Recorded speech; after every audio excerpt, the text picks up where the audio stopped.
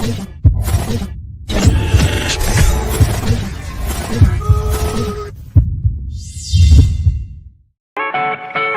feel like I'm on the ball today. I even felt exempted from the law today. It's like this revelation dawned on me. It's so amazing, help support the cause. I get everyone involved. I feel like I'm on the ball today. I even felt exempted from the law today.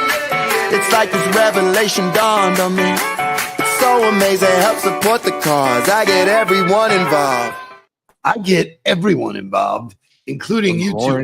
Good morning. Good morning, everybody. Happy Tuesday.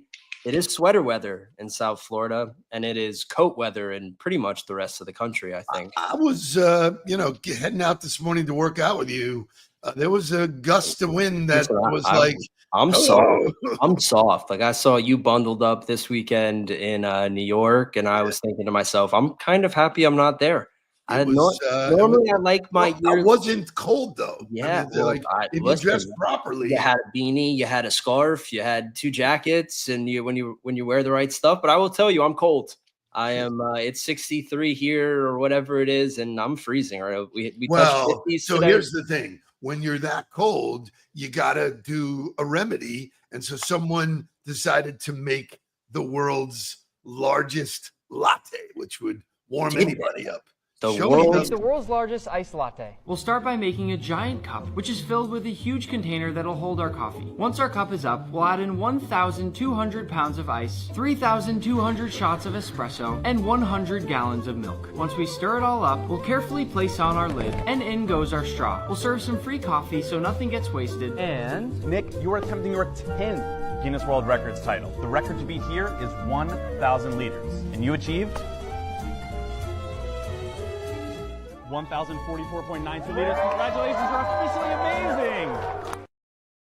Listen, not that it's too late to do anything, but I do wish I was maybe just a little bit younger and caught the craze of all this social media and content creation, because the things that people are creating, the things that people are getting paid for is absolutely insane.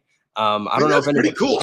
Let's give it what it is. I mean, that's pretty cool. Sure. Did he wake up one day and say, I'm going to make the world's largest latte? To me, it goes in line with the banana. I know we were going to talk about the banana. Let's launch right into this craze of what really matters to you, what doesn't. Shay, show me $6 million right here. $6 million. I believe a Chinese entrepreneur who is in crypto paid Crypto bro paid $6 million to buy this banana that I believe, if I have the statistics right, was like a 30-cent banana that somebody taped to a wall, and it became a phenomenon.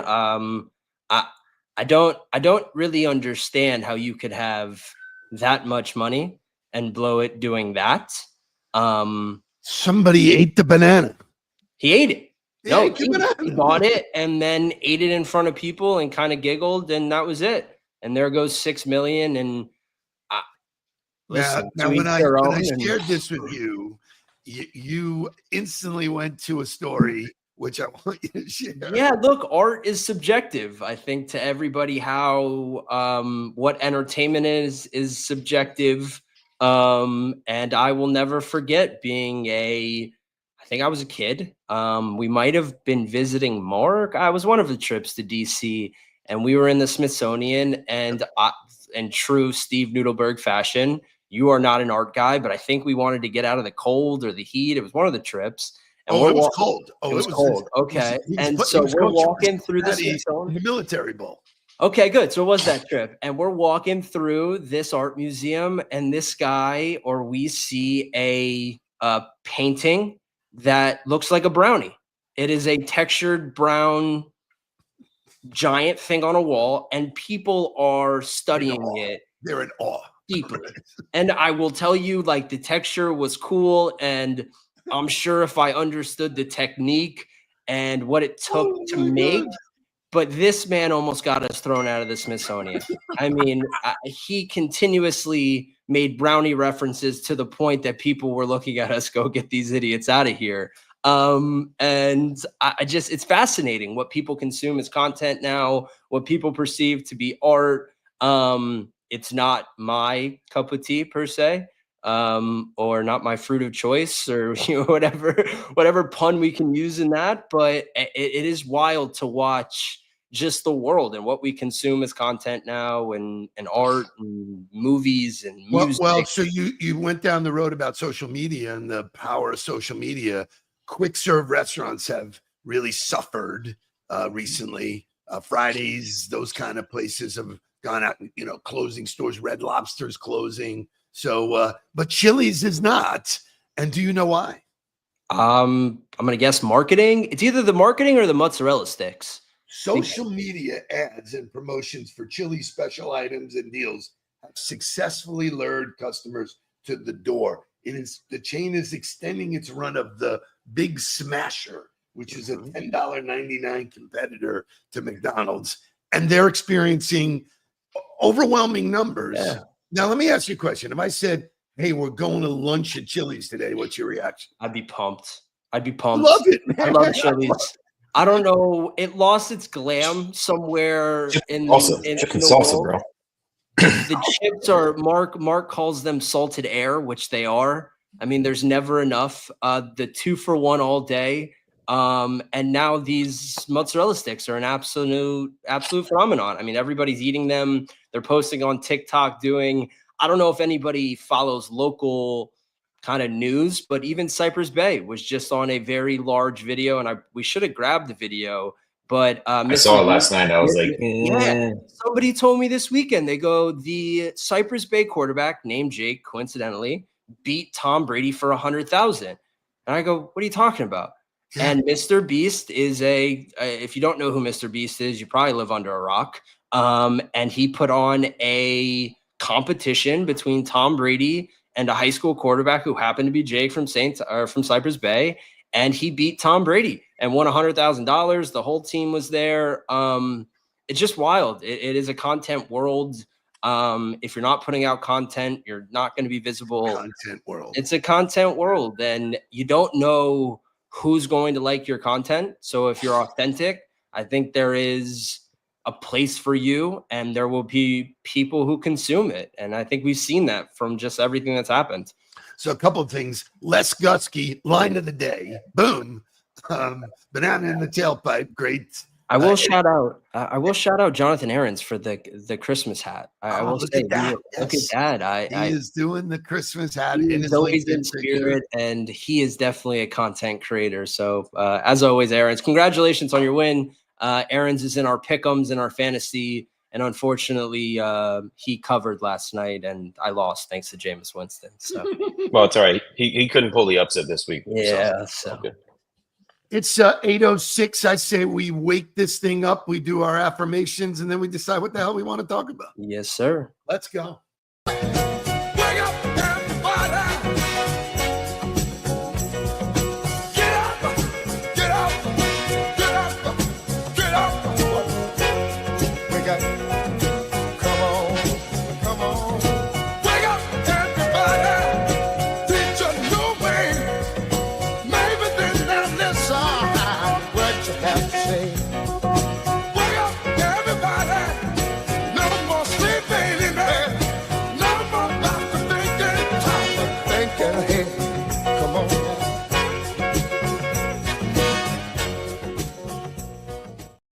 So, Jake, I hope that you can share your hat with everybody. If you can give us a closer look. Sure. And things change. It's one of the topics of all of my keynotes is that, you better learn to embrace it because change is a constant. So, we had our team together yesterday. Shay, show me the team. And I will give everybody kudos because we're constantly pushing the envelope, constantly, as Mark said, making it harder.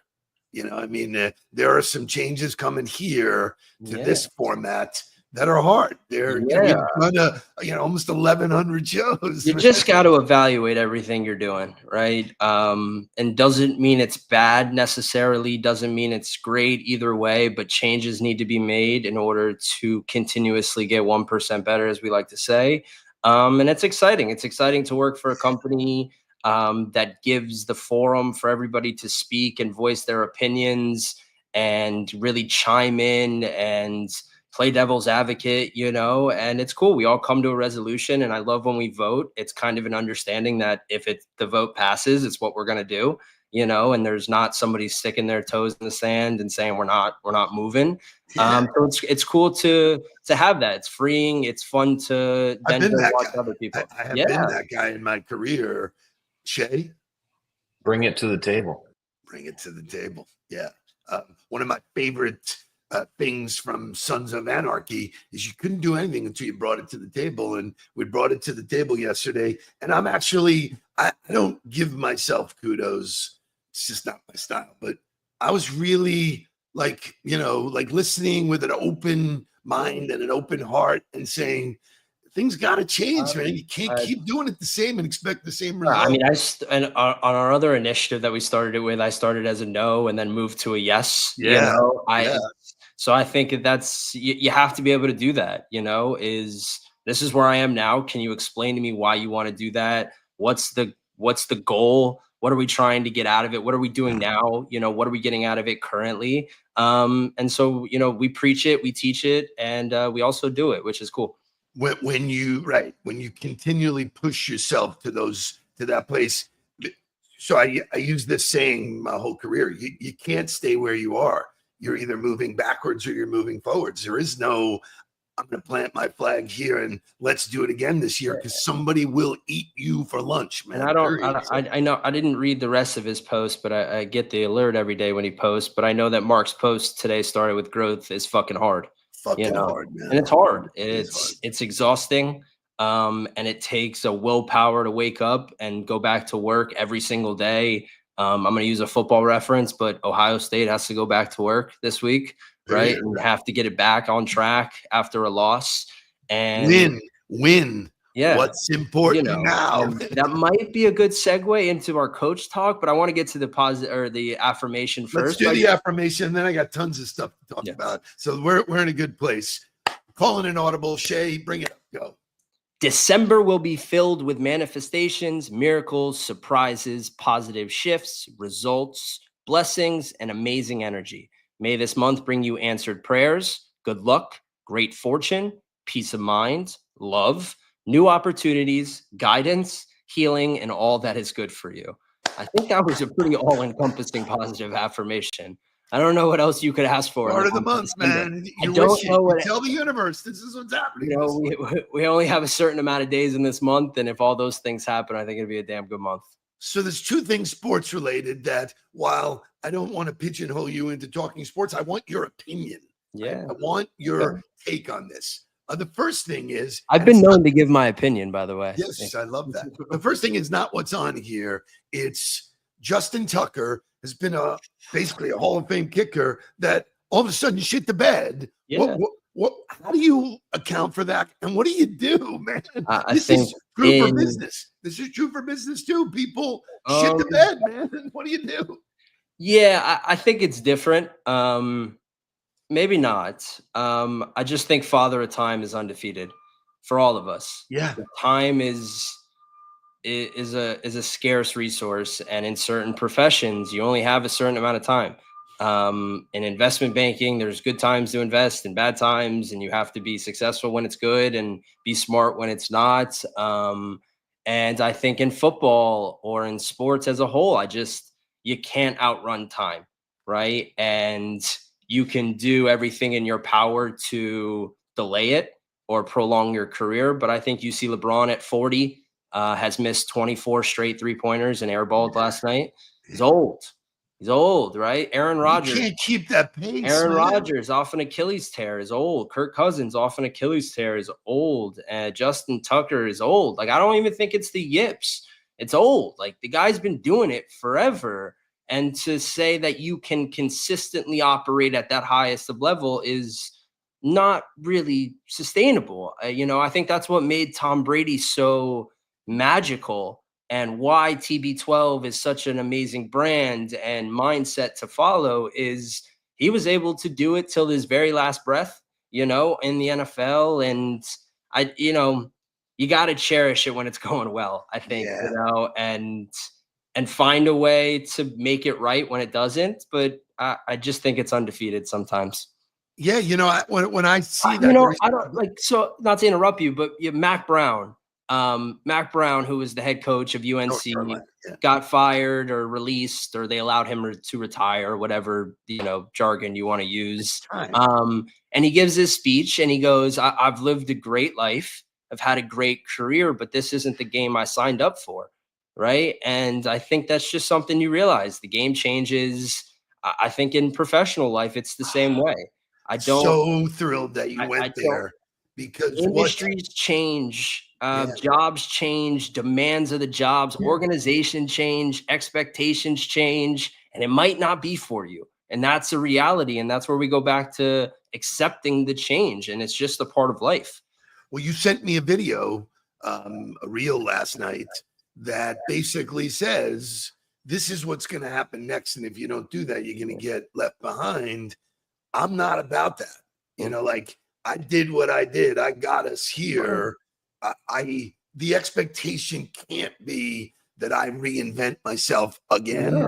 No. That's where new blood, you and Mark and Corey and Shay are driving these new initiatives. And I sit back and I go, you know what? The game is passing me by. That doesn't mean I don't have anything to offer. To offer it, right? Yeah, I can still offer, but it's not the same. And for people who hang on too long, it's ugly, man. Ugly. It's fucking ugly, man. And it doesn't feel right. There's not that mojo. There's not that in the zone anymore. And you either find a way to change within the confines of what you're doing, or you find something that works. And while your industry is changing, every other industry is changing. And so something that might not have fit you 5 years ago, 10 years ago, a year ago might fit you now. And the more you realize that you can change at any time and do anything at any point, you have the flexibility not to be afraid, not to be scared of the next day, of the next job, or, the next initiative.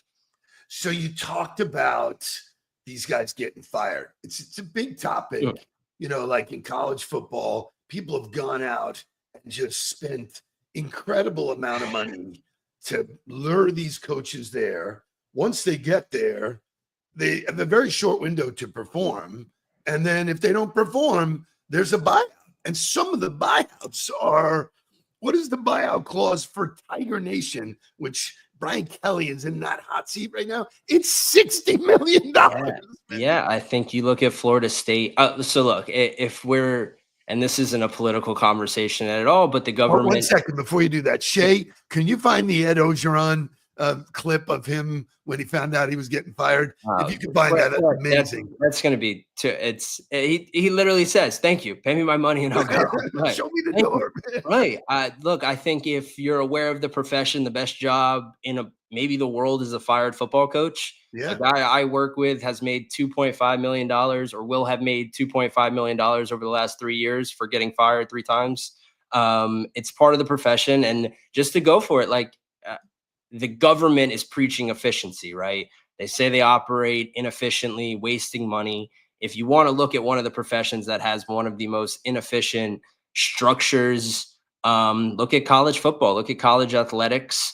The highest paid state officials are always football coaches or basketball coaches in the state. And contracts are written where it's guaranteed money. And you can look at sports the same way, athlete contracts, but it does not resemble merit. And I think that for the people on the outside world, that doesn't make sense, because we operate normally on results, and in that profession, it doesn't. And I don't know when that changes. I don't think universities are hiding the fact that they have the money anymore. Right. FAU just paid their coach $1.2 million, a 33-year-old from Texas. He was already paid from Texas $15 million. Is that what happened? Yeah. And then he came here. No. I'm talking about the current coach. I think you're talking about Herman. Right. I'm talking about the current coach. Just got $1.2 million to come from Texas Tech. Right. But Herman had a buyout. Yeah. They pay it, and it's just an insane profession. It's really just all encompassing. So I mean, you look at a guy like Bobby Petrino, who is basically a criminal. Well, look, I think it's actually a great segue, and I'm happy we got there because I didn't think we would. But if you watched college sports at all this weekend, in my opinion, it was embarrassing. There was brawls. There was stomping on the field. There was planting flags. As someone who grew up playing football, as someone who worked in the profession for 5 years, it feels like it's losing its respect for the game. And I am a guy of respect. No matter what the industry is, I think there needs to be some level of respect. I love what Sarkisian did at Texas. Immediately ran out and grabbed his players and said, "We're not going to do that." And then in his press conference said, "We don't do that here. I don't want to do that here. That's not the program I want." And then you look at Ryan Day, who stood there absolutely shell-shocked in front of kids, and watched his kids crying. And he stood there and did absolutely nothing. And so, look, I'm a Gator. Obviously, it was great to beat Florida State, but I loved Norvell. Like, at least standing up for – and look, it's embarrassing that they lost and what the program is, but he's out there fighting for the logo, for the representation, and he's emotional, and he cares. And it's just, I think, a great leadership lesson of what you're teaching your kids and your organization, of what you stand for. And I heard this. They go, "Well, it's not on the coaches, it's on the players." Bullshit. But it's leadership, right? You set the standard, and your attitude reflects leadership, right? And I just was embarrassing today from a lot of, or from this weekend, from a lot of football. Yeah, I asked Mark, I go, feels out of control, like where is the classiness of sports? I love the fact that hockey, they beat the shit out of each other, and then at the end, man, right? And they're not celebrating at mid, right? Like, they do their little celebration, and then everybody understands it's time to go shake hands and then go celebrate, right? Right. And I just think that it's just a leadership lesson on how you need to think ahead and prevent certain circumstances that might arise. And you better have everybody in line with what you do, how you do it, and what you stand for. Yeah, I think, Lori says it's maybe it's an indication of what's happening in society. Everything is a microcosm. To be fair to Mitch, it's a standard to grab grass from other people's field. We've done that. I'm just not against the flag planting and the fighting. I just think it's an absolute stain on the sport. It feels violent. It feels very violent. It's a stain. I think we've lost the touch of what college football is and what it was supposed to be. I think we look at Dion, who continuously develops young men or tries to do it in the right way. Just interesting, just my perspective. Yeah, great. I'm glad we got to it. Lots of fun content. Everything we do, we try and look through the lens of other things to get to how it affects business. And, if your people are out there doing shit that, is bad for the brand, shame on you, man, because the fish stinks from the head down, man. It's the head person. So we did it against Willie Taggart. I was there when Chauncey Gardner did it, and Willie Taggart walked over him and goes, "What are you doing?" And I didn't support it then. I don't support it now. And just how you represent yourself and your brand and how you want to be remembered. I don't think fighting and disrespecting it is the right way to go. You never see some of the greatest athletes of our time doing that. Yeah, just never. Just not. Awesome time with you as always, my son. Tomorrow, Lori is in the seat with me, and then I get you again on Thursday. Can't wait. Great stuff. Everybody that's living in South Florida, put on a jacket. Wherever you are in the world, make it a great day and stay on the ball. Please don't worry about me. I'm about to let my heart speak. My friends keep telling me to leave this. So let's get down to business. Let's get down to business.